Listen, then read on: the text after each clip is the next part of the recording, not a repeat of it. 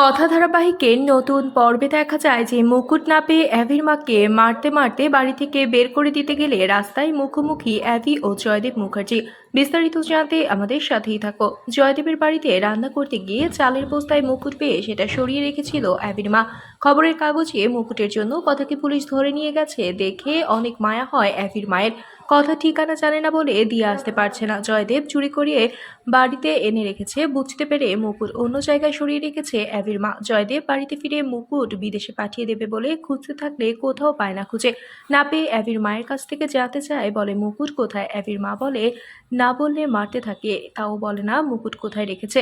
অ্যাভির মা বুঝতে পেরেছে মুকুটের জন্য কথা জেলে গেছে। মুকুট কথায় না বললে এভির মাকে মারতে মারতে বাইরে বের করে দিতে গেলে এভির সামনে পড়ে গেল জয়দেব। মুকুট কোথাও খুঁজে পাওয়া না যাচ্ছে না দেখে অগ্নির মাকে মেরে বাড়ি ছাড়া করতে গেলে প্রান্তিক ও তার বাবার মুখোমুখি হলো অগ্নি।